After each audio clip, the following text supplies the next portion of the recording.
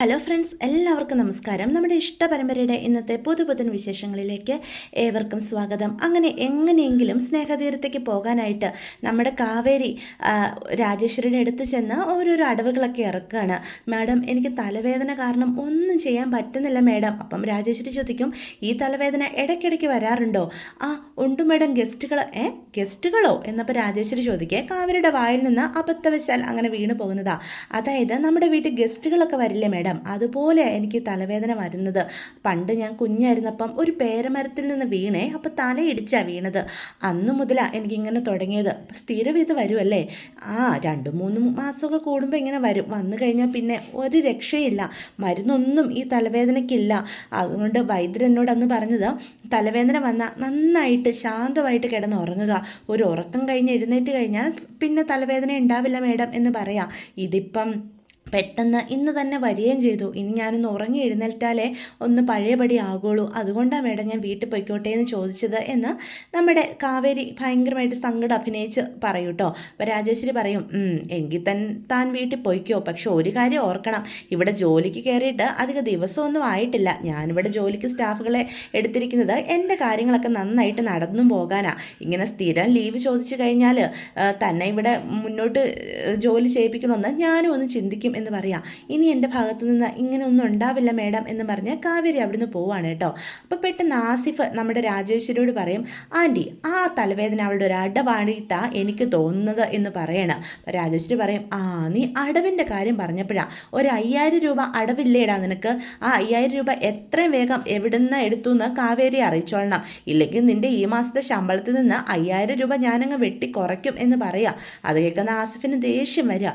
ഈ കാവേരി എനിക്കിട്ടുള്ള 8-നുള്ള പണിയായി മാറിയിരിക്കുകയാണല്ലോ എന്ന് പറഞ്ഞിങ്ങനെ ചിന്തിക്കുമ്പോഴാണ് അവിടെ നിന്നൊരു തെങ്ങിൽ നിന്ന് തേങ്ങ അവൻ്റെ കാലിലേക്ക് വീഴുന്നത്. പെച്ചിരം കൂടി മാറിയിരുന്നെങ്കിൽ തലേ വീണേനെ കേട്ടോ. ജസ്റ്റ് മിസ് എന്ന് പറഞ്ഞാൽ അവിടെ നിന്ന് ചാടി അങ്ങോട്ട് പോവുകയാണേ. ഇതേസമയം വീട്ടിലാണെങ്കിൽ ഗംഗയും യമുനയും ഒക്കെ ആകെ ടെൻഷൻ അടിച്ചിരിക്കുക. ഗംഗയാണെങ്കിൽ ഫുഡൊക്കെ ഉണ്ടാക്കിക്കൊണ്ട് അടുക്കളയിൽ തന്നെ ഉണ്ട്.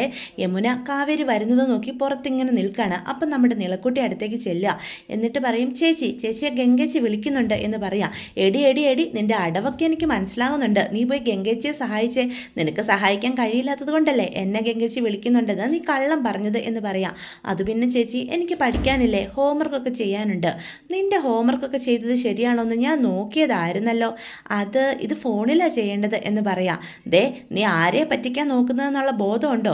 നിന്റെ കള്ളത്തരങ്ങളൊക്കെ എനിക്ക് മനസ്സിലാകൂടി. നിന്റെ ഫോണിലെ ഹോംവർക്ക് റീൽസ് എടുക്കാനല്ലേ നീ പോകുന്നത്? മര്യാദയ്ക്ക് ഗംഗേച്ചിയെ പോയി സഹായിക്കാൻ നോക്കിക്കോ. ഇല്ലെങ്കിലുണ്ടല്ലോ നിന്നെ ഞാൻ ശരിയാക്കും എന്ന് പറഞ്ഞാൽ നിളയെ അവിടുന്ന് ഓടിക്കുകയാണ് കേട്ടോ. നിള ചാടിത്തുള്ളി അടുക്കളയിലേക്ക് പോകാനായിട്ട് തുടങ്ങുവാണേ. അപ്പം യമുന നിന്ന് പറയും, മനുഷ്യന് പഠിക്കാനായിട്ട് ഒരുപാടുണ്ട്, അപ്പോഴാണ് ഇതെല്ലാം കൂടി തലയിലേക്ക് വരുന്നത് എന്നൊക്കെ ഇങ്ങനെ ചിന്തിച്ചുകൊണ്ടിരിക്കുക. അപ്പോൾ കാവേരി അങ്ങോട്ട് കടന്നു വരിക. എന്നിട്ട് യമുനയോട് ചോദിക്കും, എടി ഇവിടെ എല്ലാം ശരിയല്ലേ, ഗസ്റ്റുകൾ എന്തി എന്ന് ചോദിക്കുക. എൻ്റെ കാവേരി ചേച്ചി ഇവിടെ ഇല്ലാത്തത് കൊണ്ട് ഞങ്ങൾ ടെൻഷൻ അടിച്ചു മരിച്ചേനെ. ഗംഗേച്ചി അവർക്കുള്ള ഫുഡ് ഉണ്ടാക്കുക, ഞങ്ങൾ എന്ത് ചെയ്യണമെന്ന് അറിയാതെ ഇവിടെ നിൽക്കുക. അവർക്ക് റൂമൊക്കെ കാണിച്ചു കൊടുത്തിട്ടുണ്ട്. ഇപ്പോൾ അവർ റൂമിലിരിക്കുക. ചേച്ചി കുറച്ച് സമയം കൂടി താമസിച്ചിരുന്നെങ്കിൽ ഇനി എന്താ ചെയ്യേണ്ടതെന്ന് ഒരെത്തുപിടിയും കിട്ടുന്നില്ലായിരുന്നു എന്നാൽ യമുന പറയാം. എൻ്റെ പൊന്നടി, ആ രാക്ഷസിക്കോട്ടേന്ന് ഞാനൊന്ന് ചാടണ്ടേ? എന്തൊക്കെ കള്ളത്തരങ്ങൾ പറഞ്ഞിട്ടാ ഇപ്പം ഇങ്ങനൊരു ലീവ് ഒപ്പിച്ച് ചാടി വന്നതെന്ന് നിനക്കറിയാവോ എന്ന് ചോദിക്കുകയാണ്. അപ്പം കാവേരി ചോദിക്കും, അമ്മ ഇവിടെ? അമ്മ ആ ഗസ്റ്റുകളെ കണ്ടപ്പോൾ തൊട്ട് നമ്മുടെ വീട്ടിൽ ഏതോ 3 പ്രേതങ്ങൾ വന്ന രീതിയിലുള്ള പെരുമാറ്റമാണ്. റൂമിൽ നിന്ന് പുറത്തിറങ്ങിയിട്ടില്ല. അപ്പം നിളയാണെങ്കിൽ ഗംഗയുടെ അടുത്തേക്ക് ഓടിപ്പോകാതെ മറിഞ്ഞു നിന്ന് ഇവർ പറഞ്ഞ് കേൾക്കുന്നുണ്ടായിരുന്നേ. പ്രേതമെന്ന് കേൾക്കുന്ന നമ്മുടെ നിള പേടിച്ചു, ഇവിടെ പ്രേതമുണ്ടോ എന്ന് ചോദിക്കുക. എടി കള്ളി, നിന്നോട് അടുക്കള പോയി ഗംഗേച്ചയെ സഹായിക്കാൻ പറഞ്ഞിട്ട് നീ ഇവിടെ മറിഞ്ഞിരിക്കുമായിരുന്നോ എന്ന് യമന് ചോദിക്കും. അപ്പം കാവേരി നിളയെ അടുത്തേക്ക് വിളിക്കും കേട്ടോ. ഇവിടെ ചില പ്രേതങ്ങളൊക്കെ ഉണ്ട്, അവരെ നമുക്ക് ഫുഡ് കൊടുത്തേ ഓടിക്കാന്നേ എന്ന് അപ്പം കാവേരി നിളയോട് പറയണേ കേട്ടോ. ഇതേ സമയം നമ്മുടെ ഗംഗയും കാവേരിയും കൂടി അവർക്കുള്ള ഫുഡൊക്കെ വൈകുന്നേരം കൊണ്ട് കൊടുക്കുക. അപ്പം എന്നിട്ട് ഫുഡ് കൊടുത്ത് തിരിച്ചു വരുമ്പോൾ ഗംഗ ചോദിക്കും, നീ എന്തൊക്കെ തള്ളിയത് എന്ന് ചോദിക്കുക. എങ്ങനെ ഉണ്ടായിരുന്നു എൻ്റെ പെർഫോമൻസ് എന്ന് കാവേരി അപ്പോൾ ചോദിക്കും. പിന്നെ അടിപൊളി, ഞാൻ കണ്ണ് തള്ളി നിന്നുപോയി. നമ്മുടെ ഇലയുടെയും കൊഴുക്കട്ടയ്ക്ക് എന്നു മുതലടി ഇറ്റാലിയൻ ഫുഡായത്. അവർക്കതിനെപ്പറ്റി ധാരണയില്ലാത്തത് നമ്മുടെ ഭാഗ്യം. എന്തൊക്കെയാണ് നീ തള്ളി മറിച്ചത്? നിൻ്റെ ഈ കള്ളത്തരങ്ങൾ കേട്ട് ഇതൊക്കെ ശരിക്കും ഇവിടെ ഉണ്ടോ എന്ന് ഒരു നിമിഷം ഞാൻ പോലും ചിന്തിച്ചു പോയി എന്ന് പറയാം. ഇങ്ങനെ വേണം ഗസ്റ്റുകളെ നമ്മൾ കയ്യിലെടുക്കാൻ. ചേച്ചിക്ക് എങ്ങനെ അവരോട് പെരുമാറണമെന്നുള്ള ഐഡിയ ഇപ്പം കിട്ടിയില്ലേ? ഇനി ഞാനിവിടെ ഇല്ലെങ്കിലും ചേച്ചി ചേച്ചി ഇങ്ങനെയൊക്കെ വേണം ഈ ഗസ്റ്റുകൾ വരുമ്പം ഡീൽ ചെയ്യാൻ എന്ന് കാവേരി ഗംഗയോട് പറഞ്ഞു കൊടുക്കുകയാണ് കേട്ടോ.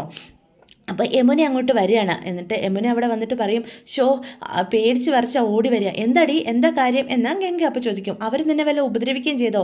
എൻ്റെ പൊന്ന് ചേച്ചി, ചേച്ചിയും അമ്മയെപ്പോലെ തുടങ്ങാതെ എന്ന്. അപ്പോൾ കാവേരി പറയാം, എന്താടി കാര്യം, നീ എന്തിനാ ഇങ്ങനെ വെകളി പിടിച്ച് ഓടി വന്നത്? അത് ചേച്ചി അവർ ക്യാമ്പ് ഫയർ എവിടെയെന്ന് ചോദിക്കുക. ക്യാമ്പ് ഫയറോ? നമ്മൾ കൊടുത്ത നോട്ടീസിൽ ക്യാമ്പ് ഫയർ എന്നൊരു ഐറ്റം ഉണ്ടായിരുന്നില്ലല്ലോ എന്ന് പറയാണ് ഗംഗ. അപ്പം അത് പിന്നെ ചേച്ചി ഞാൻ തള്ളി മറിച്ചതിൽ ചെറുതായിട്ട് ക്യാമ്പ് ഫയർ കയറി വന്നോ എന്നൊരു സംശയം.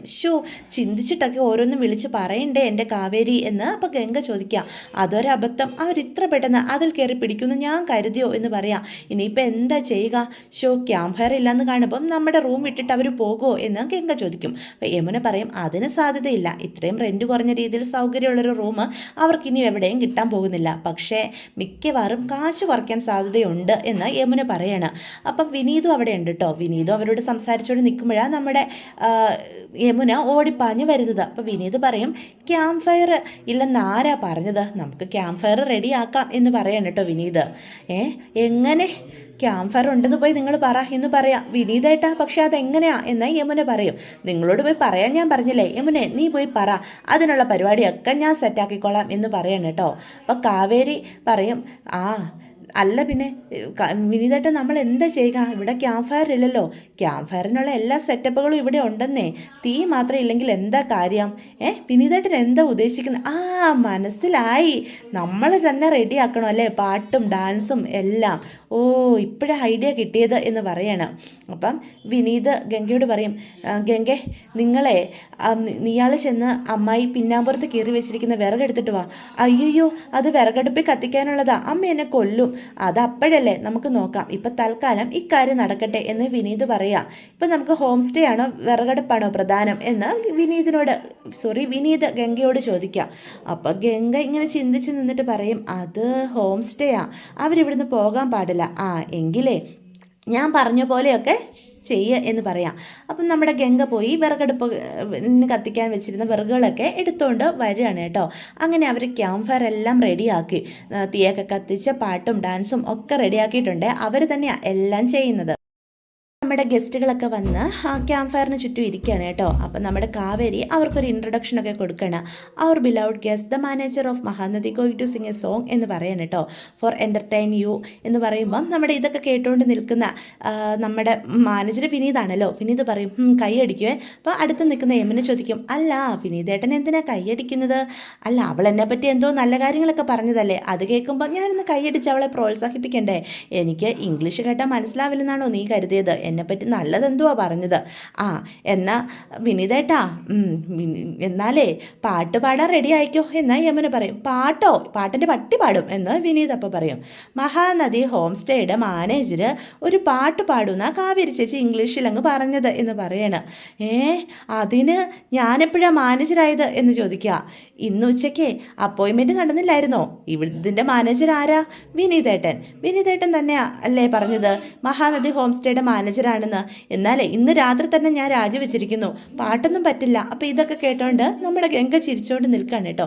വിനീതേട്ടാ പ്ലീസ് കം എന്ന് പറയാം. അപ്പോൾ വിനീത് പറയും, ഇപ്പം കമ്മുന്നില്ല, എന്നെക്കൊണ്ട് പാട്ട് പഠിക്കാനല്ലേ, ഒന്ന് വാ എൻ്റെ വിനീതേട്ടാ എന്ന് പറഞ്ഞ് യമുന തള്ളി വിടുകയാണ് കേട്ടോ. അപ്പോൾ ഗംഗയോട് ചോദിക്കും, പാടണോ എന്ന് ചോദിക്കുക. അപ്പോൾ ഗംഗ പറയും, പാട് എന്ന് പറയണം. എൻ്റെ വിനീതേട്ടാ ഒരു പാട്ടൊന്നും ശരിയാവില്ല എൻ്റെ കാവേരി, എന്നെക്കൊണ്ട് പറ്റില്ല, ഇനി പാടിയാൽ തന്നെ പുതിയ മുഖം ആയി പോകും, എൻ്റെ ശബ്ദം കൊള്ളില്ലെന്നേ എന്ന് പറയാം. ഒന്ന് ട്രൈ ചെയ്ത് നോക്കേണ്ട വിനീതേട്ടാ എന്ന് യമുനയും പറയും. എന്നെക്കൊണ്ട് പറ്റില്ല എന്ന് പറഞ്ഞില്ലേ. അപ്പം കാവേരി ഗംഗയെ പറയുമെന്ന് പറഞ്ഞ് ആ നിളയെങ്ങാനും വിളിച്ച് പാടിപ്പിക്കുക എന്ന് വിനീത് പറയും. ആ പോത്തതിന് നേരത്തെ കിടന്നുറങ്ങിയില്ലേ, എന്തൊക്കെ പറഞ്ഞാലും എന്തൊക്കെ സംഭവിച്ചാലും ഞാൻ പാട്ട് പാടാൻ പോകുന്നില്ല. അപ്പോൾ കാവേരി വീണ്ടും ഗംഗയെ തള്ളും. ഗംഗേച്ചി പറ, ഞാനെങ്ങനെ ഇക്കാര്യമൊക്കെ പറയുക? നമ്മുടെ ഹോം സ്റ്റേക്ക് വേണ്ടിയിട്ടല്ലേ, ഒന്ന് പറയണ്ടേ ഗംഗേച്ചി? അപ്പോൾ യമുന കുറേ നിർബന്ധിക്കും, വിനീതേട്ടാ ഒന്ന് പാട്. അപ്പോൾ വിനീത് അവിടെ നിന്ന് ഞാൻ പോകുക എന്നും പറഞ്ഞ്. അപ്പോൾ ഗംഗ പിന്നിൽ നിന്ന് വിനീതേട്ടാ എന്നും പറഞ്ഞ് വിളിക്കേ. അപ്പോൾ ഗംഗ വിളിച്ച് കേൾക്കുന്ന വിനീത് അവിടെ നിൽക്കുകയാണ് കേട്ടോ. അപ്പോഴത്തേക്കും കാവേരി വീണ്ടും ഗംഗയോട് ചോദിക്ക് എന്ന് പറയാം അടുത്ത് നിന്ന്. അപ്പം വിനീത് തിരിഞ്ഞു നോക്കുക. ഒരു പാട്ട് പ്ലീസ് വിനീതേട്ടാ എന്ന് ഗംഗ കെഞ്ചുവാണേ. അത് കേൾക്കുമ്പോൾ നമ്മുടെ വിനീതിൻ്റെ മനസ്സലിയുക. അപ്പം പാട്ട് ഓക്കെ അല്ലേ എന്ന് കാവേരി ചോദിക്കുക. ഗംഗ കൂടെ പാടുവാണെങ്കിൽ ഞാൻ പാടാം എന്ന് വിനീത് പറയും.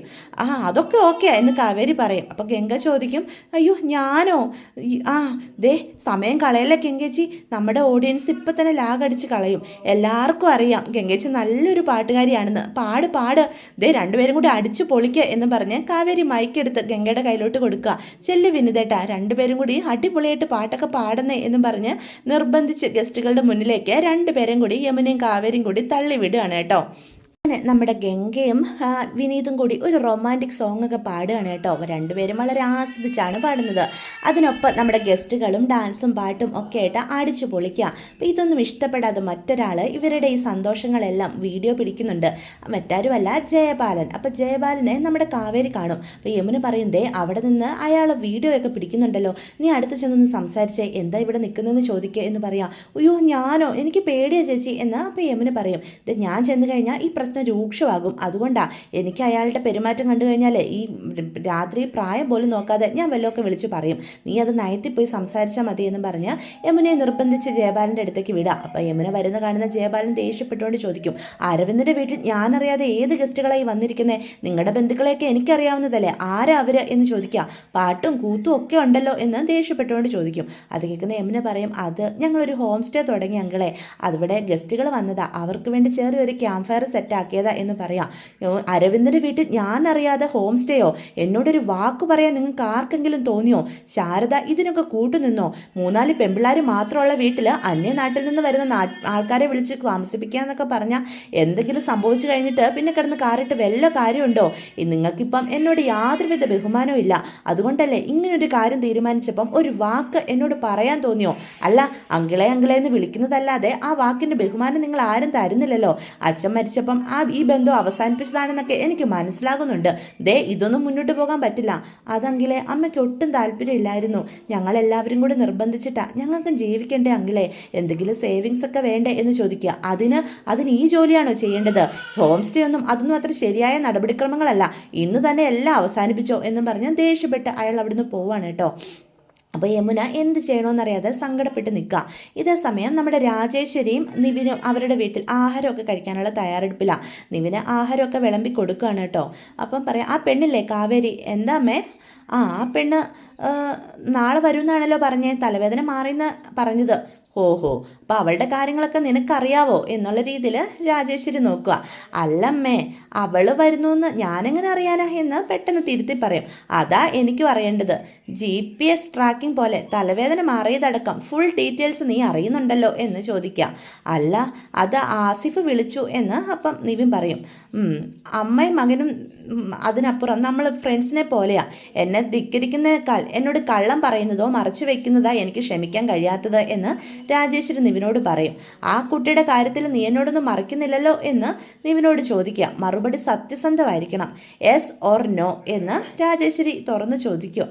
ഓ എൻ്റെ പൊന്നോ എന്നും പറഞ്ഞ് പെട്ടെന്ന് നമ്മുടെ നിവിനെ വിൽക്കുവാണ് കേട്ടോ. അപ്പോൾ രാജേശ്വരി അടുത്തേക്ക് ചെല്ലും. അയ്യോ എന്തു പറ്റി, വിൽക്കിയോ? വെള്ളം എടുത്തില്ലല്ലോ, ഞാൻ ഇപ്പം കൊണ്ടുവരാം എന്ന് പറയാം. പെട്ടെന്ന് ജയപാലൻ ഫോൺ വിളിക്കും. എടാ, ഞാനൊരു കാര്യം ചോദിക്കാൻ വിളിച്ചതാ. അല്ല, അവളെന്തിയേ രാജേശ്വരി എന്ന് ചോദിക്കും. അത് രാജേശ്വരി അമ്മ വെള്ളം എടുക്കാനായിട്ട് അടുക്കളയിലേക്ക് പോയല്ലോ.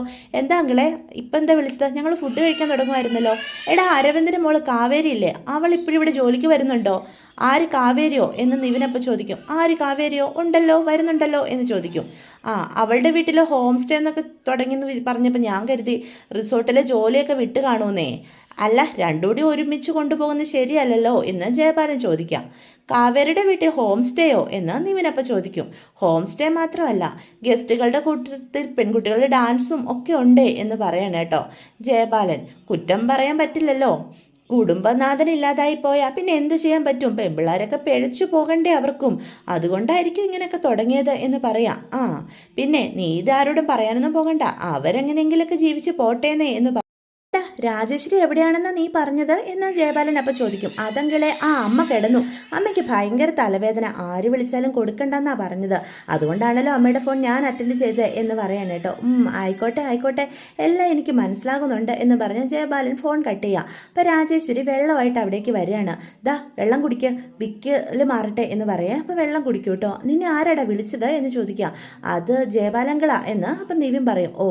ഞാൻ വരുന്നത് വരെ ഒന്ന് വെയിറ്റ് ചെയ്യാൻ പോലും ജയബാലേട്ടന് പറ്റില്ലെങ്കിലേ വാശി എനിക്കും ഉണ്ട്, ഞാൻ ഇനി തിരിച്ചു വിളിക്കാനൊന്നും പോകുന്നില്ല എന്ന് പറയാം. അപ്പം നിവിൻ മനസ്സിലിങ്ങനെ ചിന്തിക്കുക, ഹോം സ്റ്റേയുടെ കാര്യം അമ്മ അറിഞ്ഞു കഴിഞ്ഞാൽ പ്രശ്നമാകുമല്ലോ, ഇനിയിപ്പം കാവേരിയുടെ ജോലി പോകാൻ വരെയും കാരണമാകും, ഇതെങ്ങനെ ഡീല് ചെയ്യും എന്നിങ്ങനെ ചിന്തിച്ച് നിൽക്കുവാണേ. അതേസമയം രാവിലെ തന്നെ സ്നേഹതീരത്ത് നമ്മുടെ ശാരദ അടുക്കളയിൽ ഓരോരോ പണികളാണ്. അപ്പം ഗംഗ അടുത്തേക്ക് ചെല്ലുക. അമ്മേ ഇന്ന് കാപ്പിക്ക് എന്താ അമ്മേ എന്ന് ചോദിക്കുക. അത് പിന്നെ മോളെ ഇന്ന് ഇഡ്ഡലി സാമ്പാറോ, എന്നും അതൊക്കെ തന്നെയാണല്ലോ, ഇന്നെന്നാ പുതുമ നീ വന്ന് ചോദിക്കാൻ. അമ്മ ഗസ്റ്റുകളൊക്കെ ഉള്ളതല്ലേ അമ്മേ, അപ്പോൾ അവർക്ക് ഇഷ്ടപ്പെടുന്ന രീതിയിൽ എന്തെങ്കിലും വെച്ചുണ്ടാക്കി കൊടുക്കണ്ടേ. ഇവിടെ ഉള്ളത് എന്താണെന്ന് വെച്ചാൽ ഞാൻ ഉണ്ടാക്കും, അത് അവർക്കും കൊടുക്കണം, അല്ലാതെ ഇതൊന്നും എനിക്ക് ഇഷ്ടപ്പെടുന്നില്ല, എന്നിട്ടും നിങ്ങൾ ഇതുമായിട്ട് മുന്നോട്ട് പോകുന്നത് എല്ലാവരും ഒറ്റക്കെട്ടായിട്ട് നിൽക്കുന്നത് കൊണ്ടാണ് എന്ന് പറയാം. അമ്മ ഇങ്ങനെ ശബ്ദം ഉയർത്തി സംസാരിക്കല്ലേ, ഇവിടെ ഉള്ളത് കൊടുത്താൽ മതി, പക്ഷേ അത് ഇച്ചിരി രുചികരമായിട്ട് ഉണ്ടാക്കണം. ഞാൻ നന്നായിട്ട് തന്നെ ഉണ്ടാക്കുള്ളൂ പോരെ എന്ന് അപ്പം ശാരദ ചോദിക്കുകയാണ് കേട്ടോ. അതോടുകൂടി ഇന്നത്തെ എപ്പിസോഡ് അവസാനിക്കുകയാണ്. അപ്പോൾ ഇതൊക്കെയാണ് വിശേഷങ്ങൾ. വീഡിയോ ഇഷ്ടപ്പെട്ടുവെങ്കിൽ ചാനൽ സബ്സ്ക്രൈബ് ചെയ്യാൻ മറക്കരുത്, ലൈക്ക് ചെയ്യാനും മറക്കരുത്, നിങ്ങളുടെ അഭിപ്രായങ്ങൾ കമൻസ് വഴി എന്നെ അറിയിക്കാനും മറക്കരുത്. അപ്പോൾ എല്ലാവർക്കും ഗുഡ് ബൈ.